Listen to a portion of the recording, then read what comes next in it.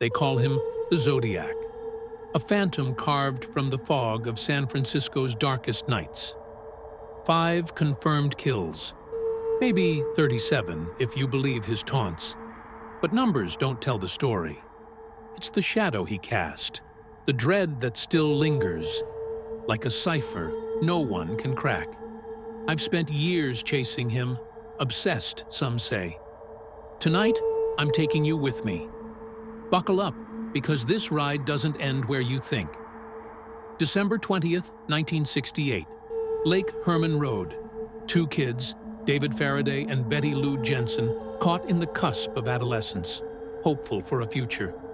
A future ripped away in seconds. A shadow approaches, cold, silent. A flash of gunmetal in the moonlight. David doesn't even get a chance to scream. Betty, she runs, but she never gets far. 5 shots, 5 chances for survival that never came. Then, nothing but the sound of rain and the faint echo of a rifle shot. The cops were stumped. A random act, they thought, a madman's whim. But then, July 5th, 1969, Blue Rock Springs. Darlene Ferrin and Mike Mageau parked just miles away. A flashlight blinds them. 9mm rounds rip through the car. Darlene's dead. Mike's bleeding out, clinging to life.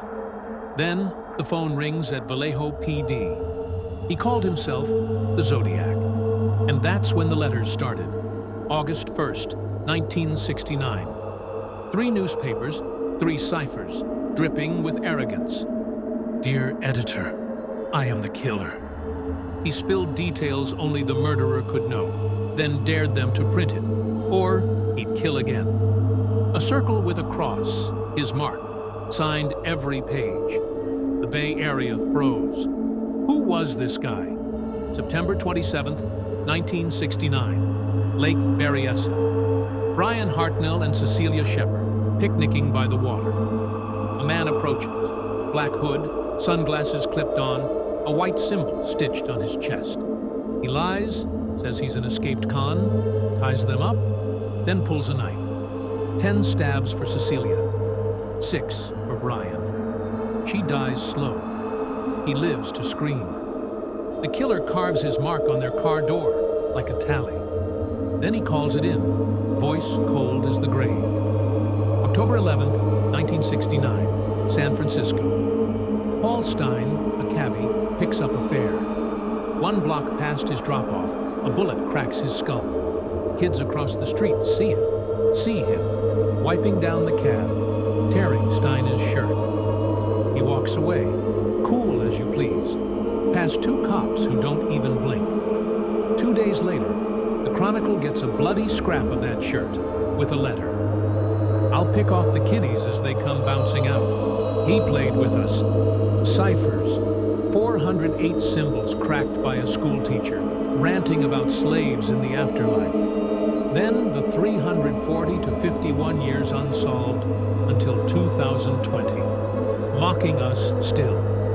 Bomb diagrams that never blew. Letters to Melvin Belly, begging for help, then threatening Paul Avery with a Halloween card. Peekaboo, you're doomed. He wanted us scared. He fed on it. Theories? Oh, we've got plenty. Arthur Lee Allen, teacher, predator, dead in '92. The Seawater kids say he took them to the murder sites before the killings. Creepy, right? But no hard proof. Fingerprints don't match.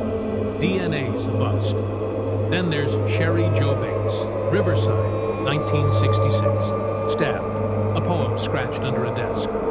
Kathleen Johns, 1970 to abducted, her car torched. The Zodiac claimed them, but did he do it? Or was he just a liar with a pen? 1974, he stops. No more letters. Did he die? Get locked up? Or just get bored? The case goes cold, but the questions burn. Netflix digs up Allen again in 24. New evidence, old ghosts.